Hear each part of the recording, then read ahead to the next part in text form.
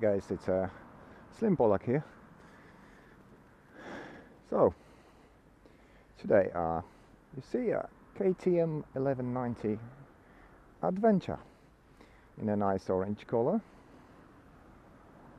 One of the, let's say, street enduro bikes from the KTM stud. One of those are 1050, 1190 Adventure and 1290 Super Adventure, and of course there is a 1190 Adventure R, which is more off-road biased version of 1190. Alright, quick walk around. 19-inch front wheel, 17-inch rear wheel, double front disc and a single at the rear, spoked rims and tubeless tires, and nice fender here covering upside down forks. The bike has got a WP fully adjustable suspension. It's a quite tall bike, I have to say.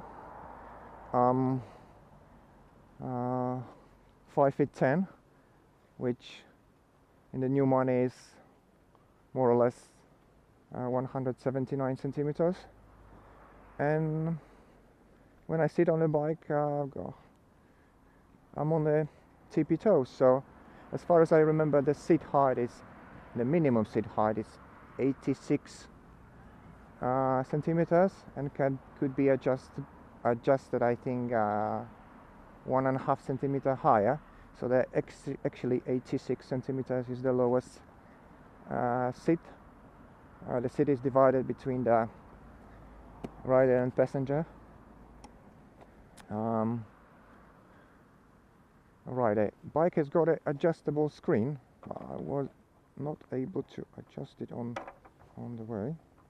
Alright, okay, right. Alright, we'll have it now on the lowest setting. I had it on the highest setting. Alright, obviously the bike, I should have dropped obviously.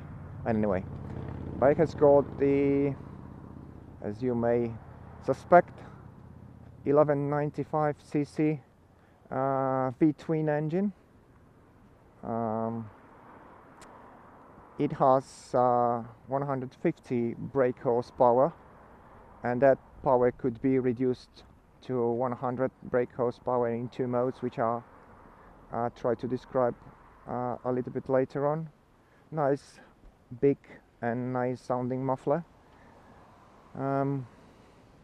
Wide and short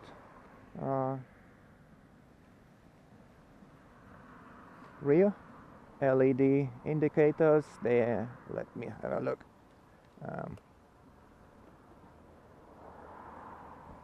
It has a LED daytime running lights. Yep. All right.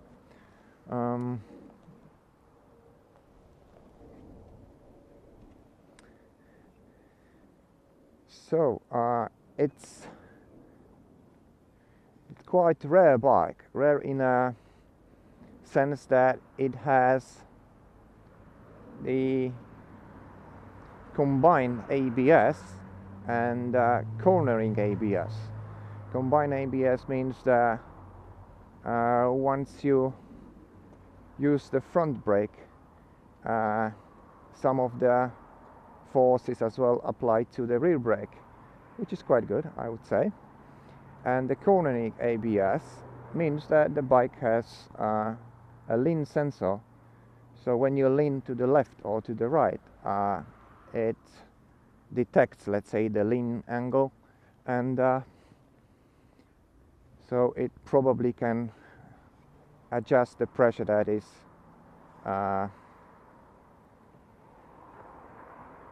put on the brakes, and I think it's linked as well to the traction control. The bike has quite complicated a menu. I mean, quite complicated in a way that it's not complicated to set it up or to see it, but it's quite, I would say, sophisticated in different modes and it's things like that. Because obviously it's got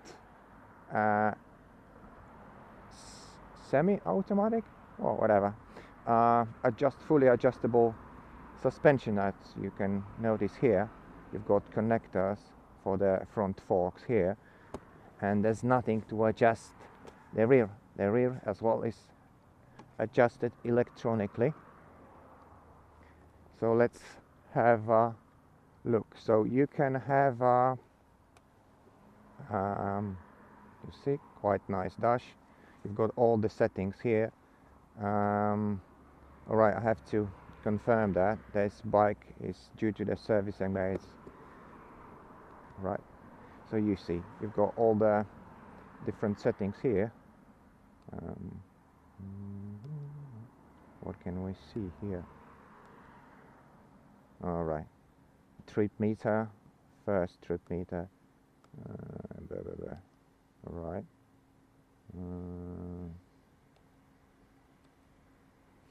Alright, let's have a like I said, it's got a fully adjustable electronic suspensions. I'll try to go to those settings. Presently I've got it in so you can adjust the preload and dumping. Dumping is adjusted presently at street mode. We can have it, as you see, it can be on a sport mode, which probably would be a little bit harder.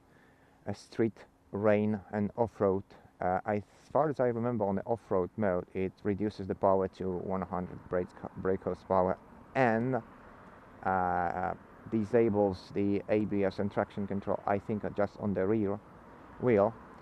On the rain mode, you've got power reduced as well to 100 brake horsepower, and I think the traction control is in the highest intervention setting. I've got in a street mode, which I'm gonna leave it, and you've got as well dumping control. Like I said, you can set it for 3 comfort, I would say 3 modes. It would be sport, street and comfort. So let's get it to the comfort mode. I had it on a street. So you can have it sport, probably a little bit harder, street, middle and comfort it would be a little bit I would say nicer to ride. What we've got, drive mode, it was there, dumping and preload. Like I said, you can set it up for the 1 person, which is at the moment. You can have it on the 1 person with luggage, 2 up and 2 up with luggage. What else? And you can switch the traction control, you can switch ABS, and as well you can switch the ABS. Let me have a look. Alright, no, not gonna do this. What else? What we've got? Drive, dumping, load, and DC ABS. Alright. Service, language, distance, temperature. Oh, alright. These are the settings. You probably can have it in the Imperial or European, as you see, language and etc. Favorites. How are we gonna set the favorites?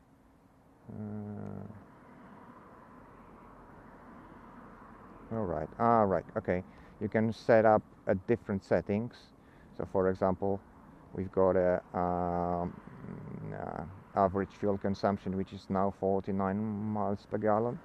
You can have a fuel range, battery, voltage, dumping. What we tried to set it up for, let's say, for the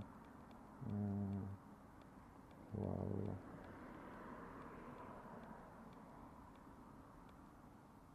heating, oil temperature.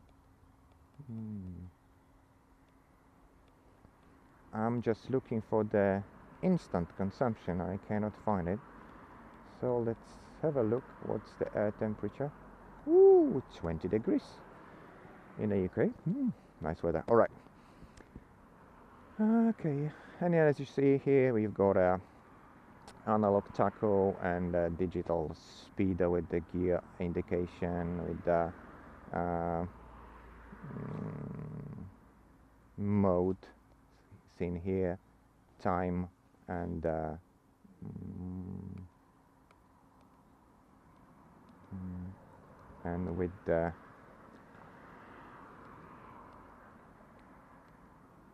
with the drive mode as well, and obviously the fuel gauge and temperature, engine temperature gauge. What you've got here? To see warning settings, favorites, and a bike has got as well a tire pressure monitoring sensor, so you've got a pressure from the front wheel and the rear wheel. And what else? The indicator is quite strange. It's like if you just push it a little bit on the right and left, there's no visible movement left or right. Adjustable levers, which is nice. Okay, what else?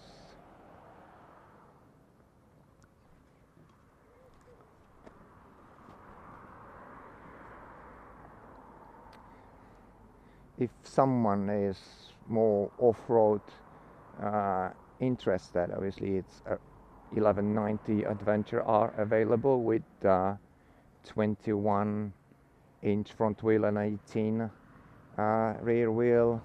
I think the bike is a little bit higher than this one as well.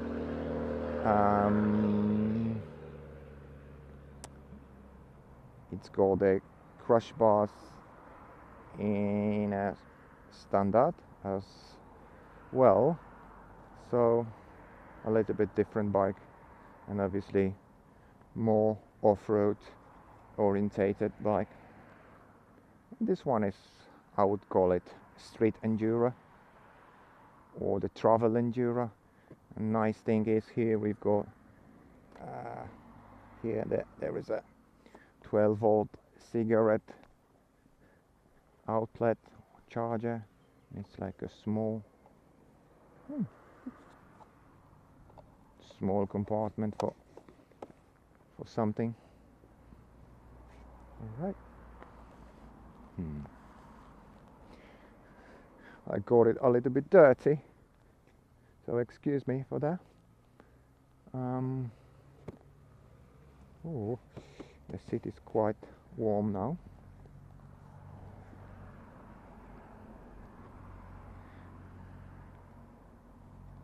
What kind of tires we've got? Continental Conti Continental Trail Attack 2. So I think these are kind of a dual purpose tires, light off-road but predominantly street. All right, I think that's it. Nice mirrors, hand guards,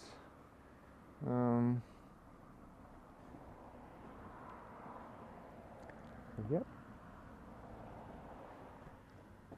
And the one thing more, I forgot to show you how it sounds, so let's start it.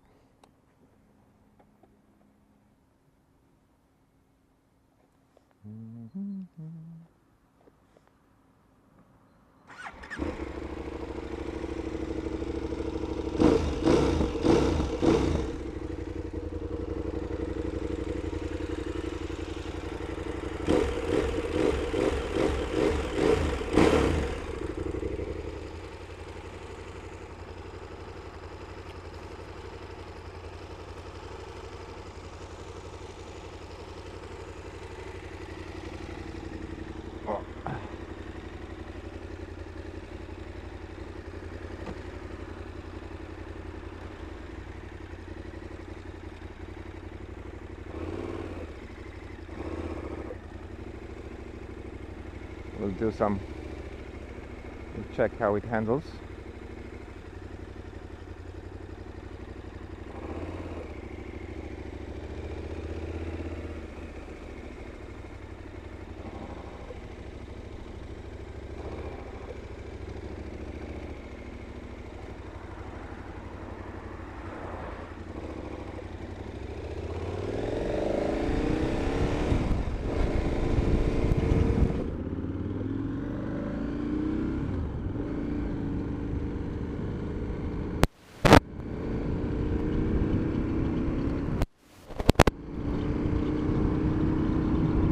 Right, I've got the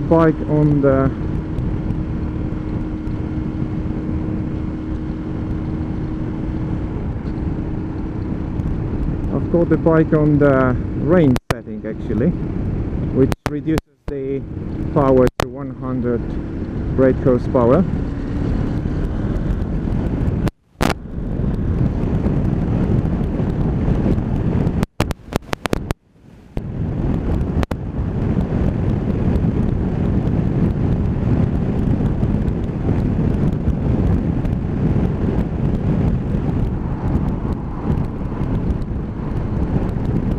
Alright, get used to the bike a little bit, so that I switch to the street mode. So I've got all 150 brake horsepower available. Now, I will see.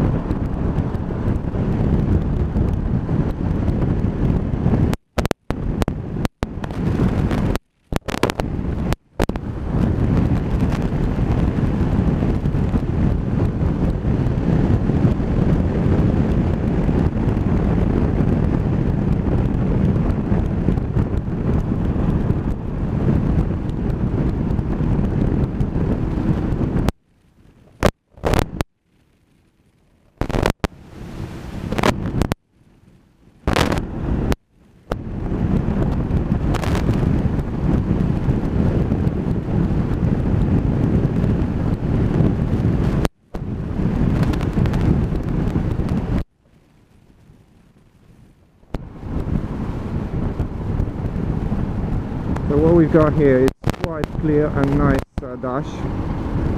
You've got all the settings here, like probably a temperature or battery voltage. You've got a analog tacho and a digital speedo with the gear indicator and the mode indicator, time, fuel gauge and temperature gauge. Yeah, it's really nice and readable.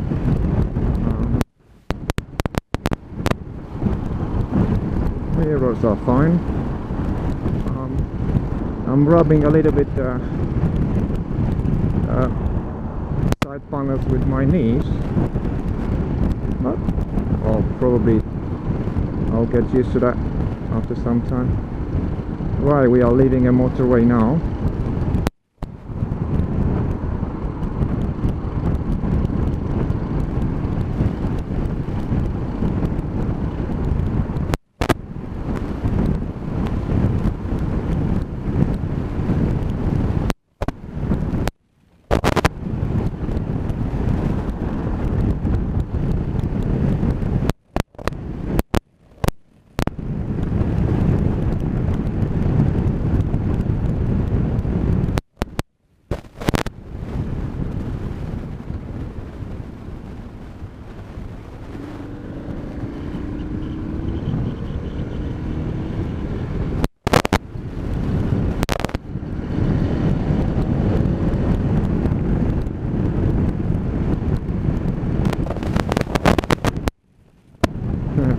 It's really easy to break the speed limit with this bike.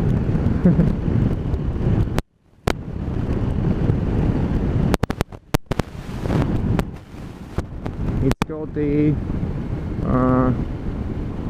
electronic throttle, so it's not that sensitive like on the for example Triumph Tiger XRX. I tested them some time ago.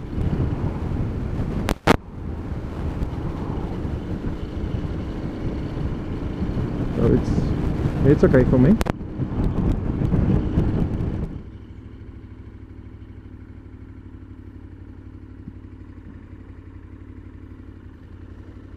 It's quite tall bike. I'm on my tippy toes actually.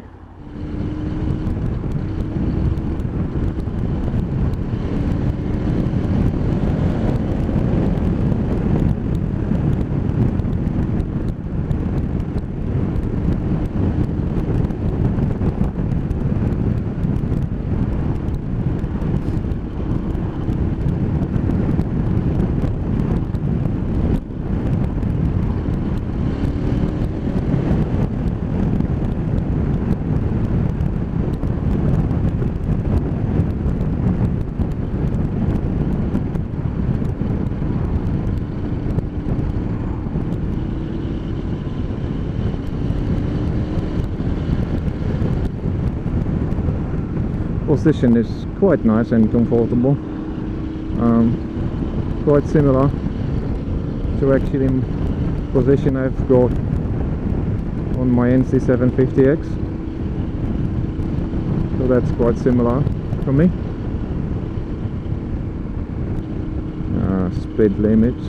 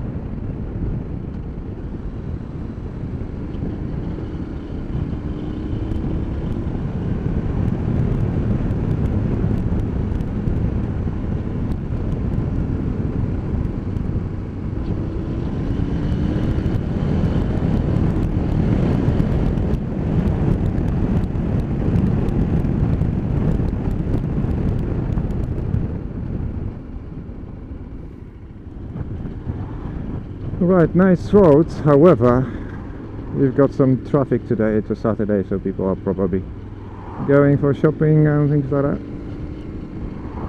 And unfortunately cannot... Oh, cyclists as well. So obviously not just only shopping.